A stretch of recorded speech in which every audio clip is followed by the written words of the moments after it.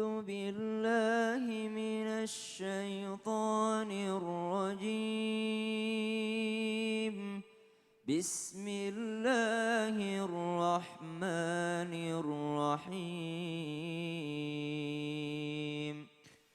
بسم الله الرحمن الرحيم وما كان جواب قومه إلا أن قالوا وما كان جواب قومه إلا أن قالوا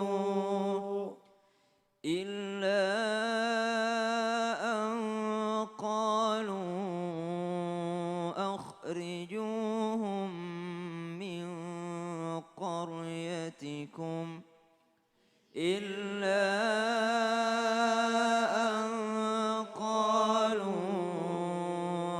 أخرجوهم من قريتكم إنهم أناس يتطهرون إنهم أناس يتطهرون فأنجيناه وأهله إلا امرأته فأنجيناه وأهله إلا امرأته كانت من الغابرين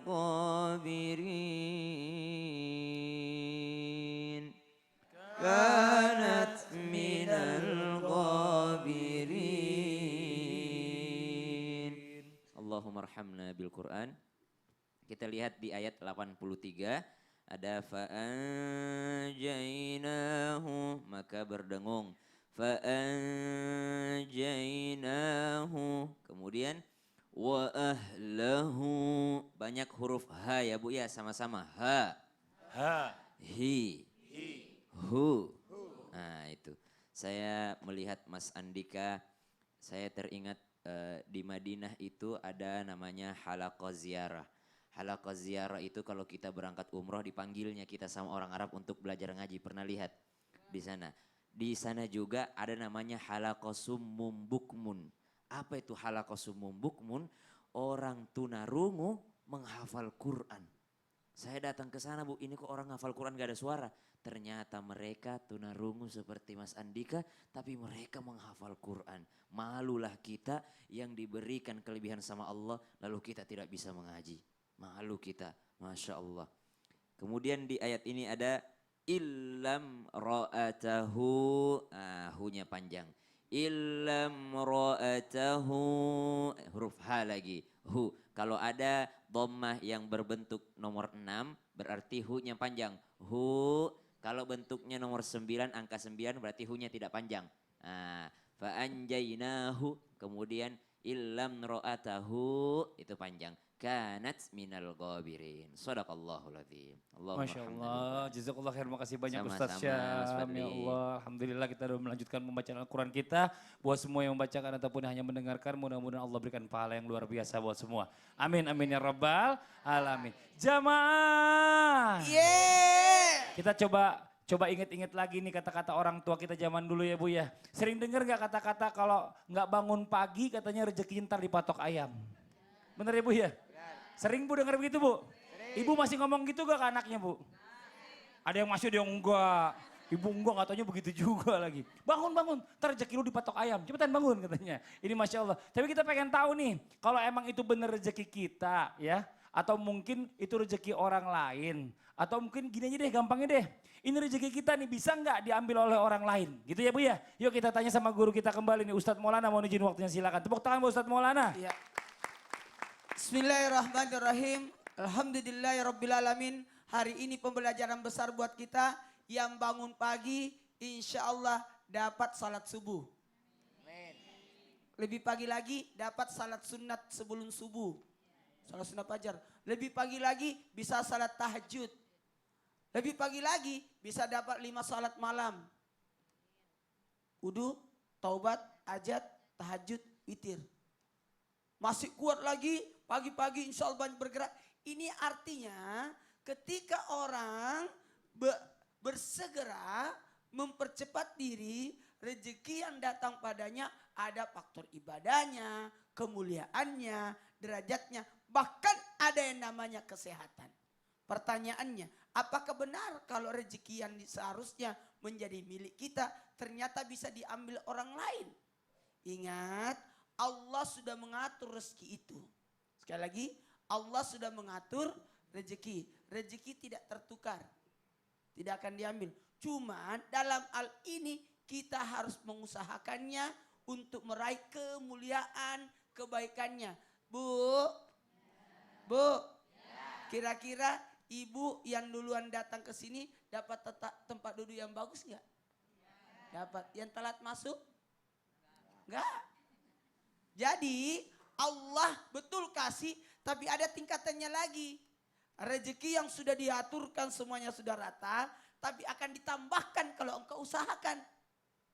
Bahkan Allah tambahkan lagi kalau engkau bersyukur. Allah tambah lagi kalau engkau bertawakal. Itu artinya ada plusnya, ada tambahannya.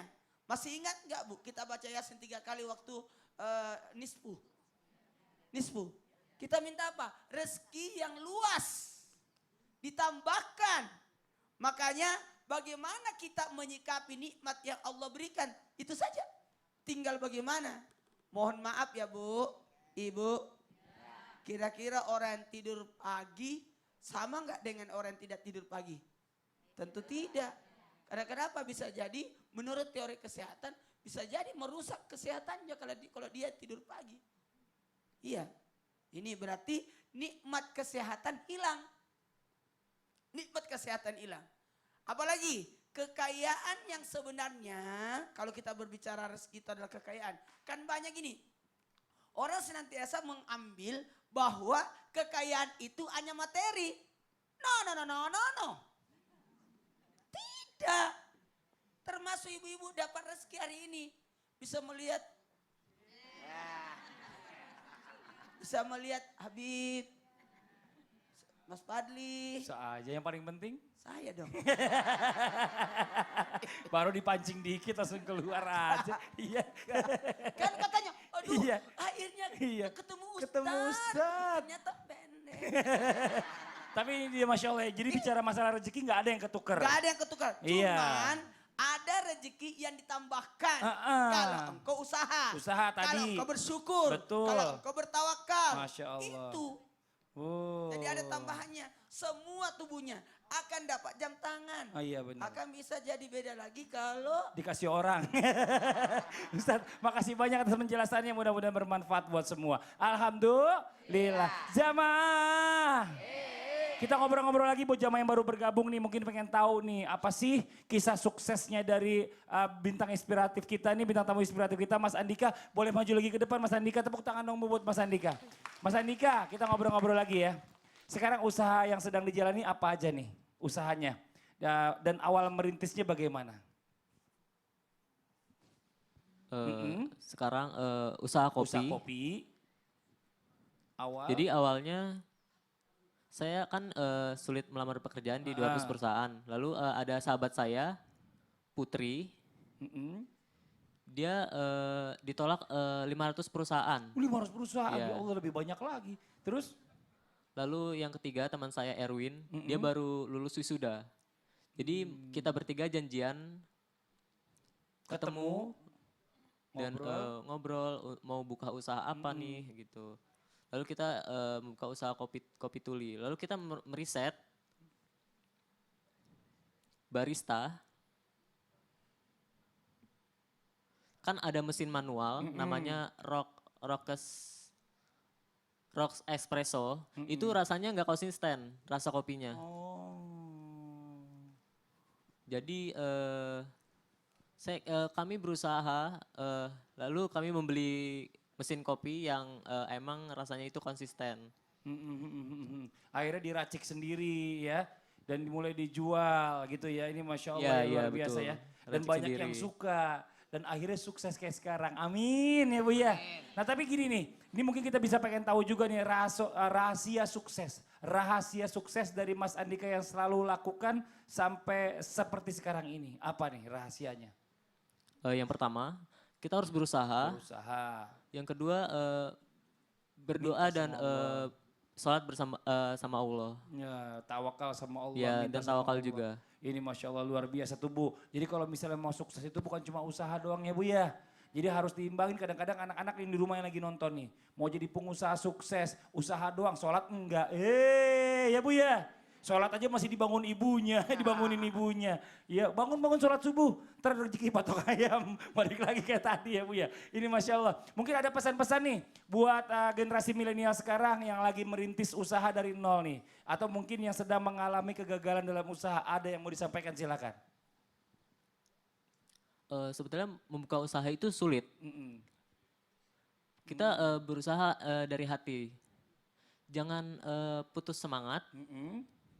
dan minta berdoa sama Allah. Dan berdoa sama Iya. Allah. Tuh jadi pokoknya intinya harus bekerja keras dari hati nih kerja nih ya. Usaha yang keras, jangan lupa minta sama Allah. Mudah-mudahan Allah kasih jalan dan digampangkan semuanya. Tepuk tangan sekali lagi dong Bu. Mas Andika makasih banyak ya. Ini Masya Allah udah sharing sama kita, boleh duduk kembali. Jamaah. Jadi sebenarnya bicara masalah mungkin gak ada yang gak mungkin ya Bu ya. Kalau kita mau usaha, kalau misalnya kita mau usaha Allah kasih jalan buat Allah yang gak mungkin aja jadi mungkin semuanya. Yang penting berdoa. Ini Masya Allah sekarang kita penasaran juga nih. Seperti apa sih mungkin kisah-kisah zaman dulu, zaman-zaman nabi-nabi kita atau sahabat-sahabat Rasulullah. Ada nggak yang punya keterbatasan fisik namun sukses? Nah coba kita minta penjelasannya dari guru kita kembali Habib Bagir, mohon izin waktunya. Tepuk tangan buat Habib Bagir, silakan Bib. Bismillahirrahmanirrahim. Sahabat-sahabat Nabi SAW ada di antaranya juga yang memiliki kekurangan. Sebagaimana tadi disampaikan oleh guru kita Ustadz Maulana, ada Sayyiduna Abdullah bin Maktum. Ada lagi sahabat Nabi SAW juga memiliki kekurangan. Tadinya sempurna, namun Allah berikan ujian. Siapa? Ada Sayyiduna Abdurrahman bin Auf. Tapi Sayyidina Abdurrahman bin Auf terkenal di antara sahabat-sahabat terkaya. Kaya dan sukses luar biasa. Sayyidina Abdurrahman bin Auf ini adalah salah satu sahabat Nabi SAW yang ikut di dalam peperangan Uhud. Karena peperangan Uhud begitu genting, Nabi SAW pun sampai terluka di perang Uhud. Sayyidina Abdurrahman bin Auf juga terluka. Di antaranya gigi depannya hancur. Kemudian Sayyidina Abdurrahman bin Auf ini terkena 20 kali tusukan. Ada luka, 20 kali luka. Di antaranya lukanya itu di kakinya. Dan di antara luka tersebut yang mengakibatkan Sayyidina Abdurrahman bin Auf ini tidak bisa berjalan dengan sempurna. Artinya kalau kita sebut jalannya tertatih-tatih karena luka tersebut. Tapi Sayyidina Abdurrahman bin Auf ini tidak pernah putus asa, selalu percaya diri, bahkan hebat luar biasa, sukses berhasil. Siapa yang tidak kenal di antara sahabat-sahabat Nabi yang paling kaya. Bahkan beliau termasuk 10 sahabat yang diisyaratkan oleh Rasulullah akan masuk ke dalam surga. Namanya Ashrah al-Mubashirin. 10 sahabat yang dikabarkan oleh Rasulullah akan menjadi ahli surganya Allah Subhanahu wa taala. Artinya sudah dipastikan. Dan hebatnya luar biasa, beliau ini pernah sampai menyumbangkan 4.000 dinar. Sampai ada riwayat mengatakan 40.000 dinar. Entah mungkin kalau sekarang berapa miliar itu. Jumlahnya beliau bersedekah. Sampai pernah di dalam satu peperangan beliau pernah bersedekah 400 ekor unta. 400 kuda untuk perang. Artinya berarti ini orang sahabat nih uangnya banyak luar biasa ya. Walaupun ada keterbatasan. Sebab Sayyidina Abdurrahman bin Auf tidak pernah putus asa, tidak pernah melihat dirinya kecil hati, selalu percaya diri dan semangat sungguh-sungguh. Sampai diriwayatkan waktu hijrah dari Mekah ke Madinah, Sayyidina Abdurrahman bin Auf ini di antara sahabat yang ditawarkan oleh kaum Ansor. Maukah kau, kalau ingin menikah, saya punya istri lebih dari satu, saya ceraikan untuk kamu. Saya punya harta ada setengah, saya berikan untukmu.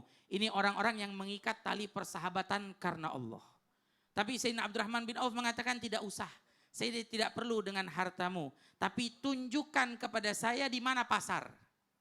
Tunjukkan kepada saya di mana pasar, saya akan bekerja, saya akan mencari rezeki, bayangkan. Artinya tidak mau mengandalkan orang lain, tapi dia tetap berusaha. Sehingga apa? Menjadi orang yang sukses dan berhasil. Nah, nasihatnya untuk kita juga, ayo mulai sekarang kita bersungguh-sungguh.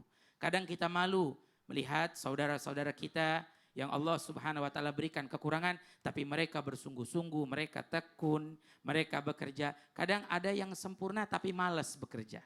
Atau mengandalkan meminta-minta. Ini hal yang tidak baik yang harus menjadi renungan untuk kita. Mudah-mudahan jadi penyemangat buat kita semuanya. Amin ya Allah. Amin, Ini ya jadi Rabbah. contoh yang luar biasa Contoh nih ya. yang luar biasa. Sayyidina Abdurrahman bin Auf dengan keterbatasannya. Keterbatasannya, imigrasi.